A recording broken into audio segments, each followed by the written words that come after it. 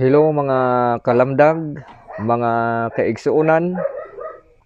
Tinuod ba kining giingon sa atong mga kaigsuunan nga mga Seventh-day Adventist o sa uban pa nato nga mga kaigsuunan nga mga dili Katoliko nga ang tawo adunay tulo ka bahin: lawas, kalag ug espiritu. Tin-aw ug dayag nga naghisgot si San Pablo og tulo ka bahin sa tawo. Atong basahon ang maong teksto mga kaigsuonan. Hinaot unta nga ang Dios nga naghatag kanatog kalinaw hingpit nga maghimo kaninyong balaan aron walay makitang salawayon sa tibuok kaninyong pagkatawo sa espiritu, kalag ug lawas hangtod sa pag-abot sa atong Ginoong Hesukristo. Mao kining tekstuha ang gibasihan sa atong mga kaigsuonan nga mga protestante. Ato kining tubagon mga kaigsuonan. Kining giingon ni San Pablo diha sa unang Tesalonica kapitulo 5 bersikulo 23. Wala ka na masayop mga kaigsuonan.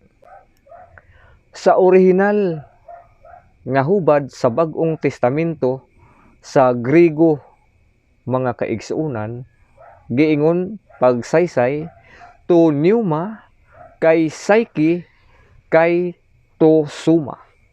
Inya kining to pneuma mga kaigsuonan mao kini ang espiritu o kining kay psyche mao kini ang kalag o kining kay to suma mao kini ang lawas.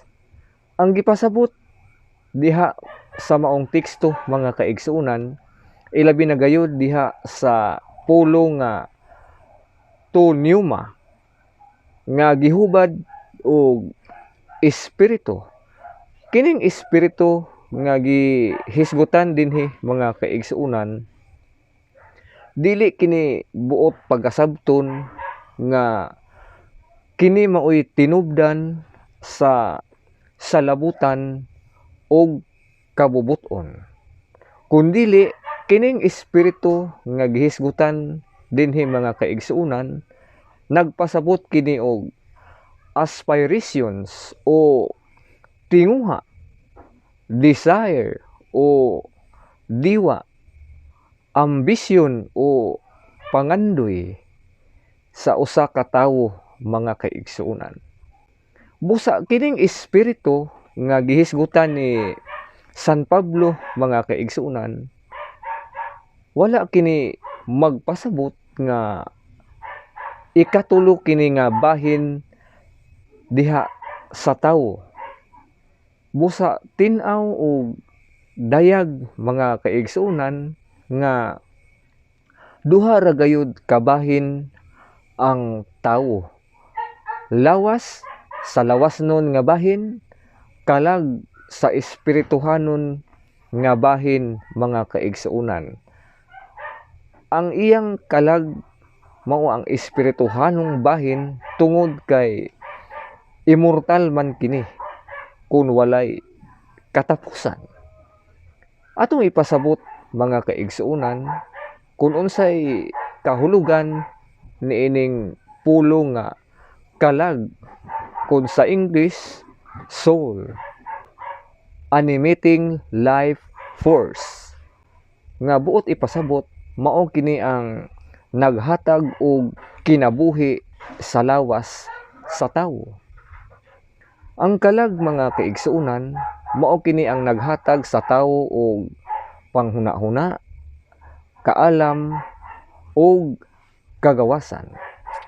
Ang kalag sa tawo mga kaigsuonan, pinasahi kini ikumpara sa kalag sa mga mananap o kalag sa mga tanom mga kaigsuonan.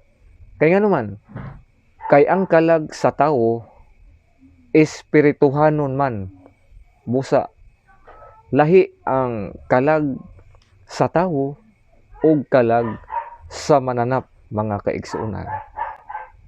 Ang kalag sa tawo pinasahi tungod kay kini dili ordinaryo o usa kini ka espiritu. Ang espiritu mga kaigsuonan usa kini ka langitnon nga kinaiyahan nga dili gayud mamatay ug dili mahanaw. Ang mga mananap duna usab silay kalag. Ang kalag sa mga mananap lahi kay sa kalag sa tawo. Ang kalag sa mananap mga kaigsuonan dili kini espiritu, lahi kay sa tawo. Muna nga inig kamatay sa mananap, mamatay usab ang ilang kalag kauban sa lawas. Susama sa pagtulunan sa mga sabadista nga inig kamatay, ilubong ang lawas, maapil usab paglubong ang ilang kalag ug maghulat sa pagbalik na ni Ginoong Hesus apan dili kana maoy sakto o husto nga pagtulunan mahitungod sa kalag mga kaigsuonan.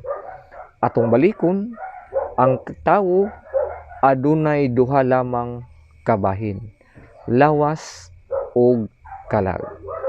Dinhi lang kita kutob.